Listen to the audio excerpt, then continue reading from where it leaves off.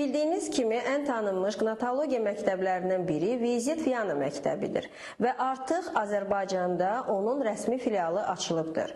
Bu məktəbin ilk nümayəndələrindən biri İqbal doktor sizsiz. Sizi salamlayıram və sizin bu haqda fikirlərinizi çox eşitmək istəyirəm. Təşəkkür edirəm ki, məni dəvət edibsiniz. Çox sağ olun ki, məni də təqdim elədiniz.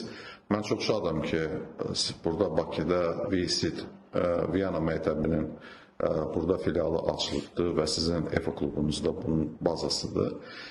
Hesab edirəm ki, çox bu önəmli olar. Bizim həkimlər, diş texnikləri üçün nəinki sırf hansıda bir sahədə ümumi stomatologiyanı çox böyük bir təkan verər. İqbal doktor, Viyana məktəbində təhsilə yanaşma necədir?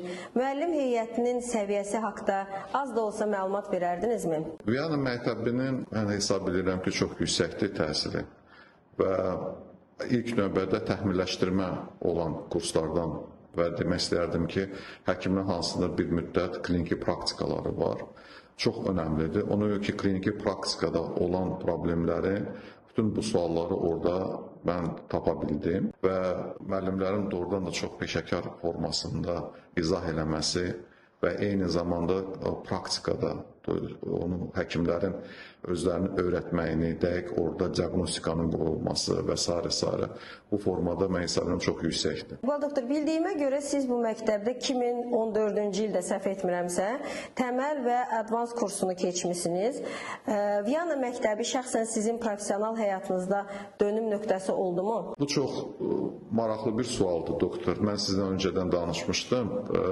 Mən öz kliniki praktika ortodont kimi belə çoxlu deməz idim, bəzi belə fəsadlar olan proseslər uzun müddətli nəzarətdə olan pasientlərdə və müalicədən sonra və özüm araşdırmalar apardım ki, mən həmin pasientlərdə bəzi oynaq problemləri var və estetik tərəfdən ayrı problemlər yaşanır və mən araşdırmalarda gördüm ki, bu yeni konsepsiyalardan Sadao Sato professor Yaponiyada və Viyana məktəbində orada dərs edir, kurslar ortodontiya və qnatologiya ilə birlikdə.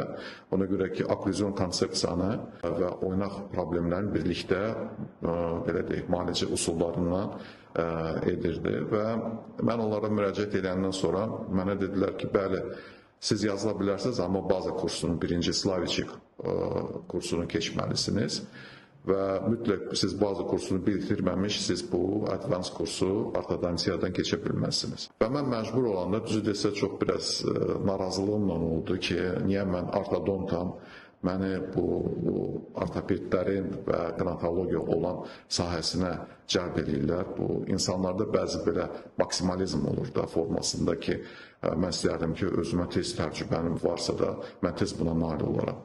Lakin 2014-cü ildə mən Viyanada olanda Modonun kurslarda və ilk başlayanda rəhmətli Slaviçkin özünün dərslərində olmuşam. Çox belə bir qəribə insandır. Sahətində böyük problem olmaq yaşına uyğun olaraq o, belə deyək, invalid kalyaskada dərs deyirdi. Amma heç zaman 9:00-da bizdə dərslər başlayırdı.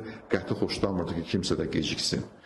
Və mən oradan da şahid oldum ki, uzun müddət onun tələbəsi olan, yaxın adamı olan bir dəfə Qvartimalada dərsə gecikəndə çox narazılıqla bitirdi.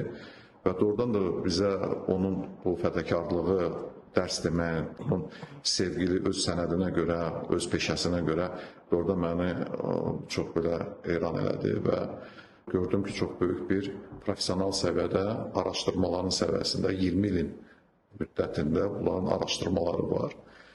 Və mən sizə də dedim bu vaxtı başlamamışdan əvvəl demişdim ki, yeni başlayanda bu konsepsiyanı pillə-pillə başlayanda o qədər maraqlı, o qədər önəmli, o qədər hansı suallar hansılarda mən tapa bilmirdim öz kliniki praktikalarda. Mən onu ayrı tərəfdən görüb və doğrudan bunların cavablarını tapa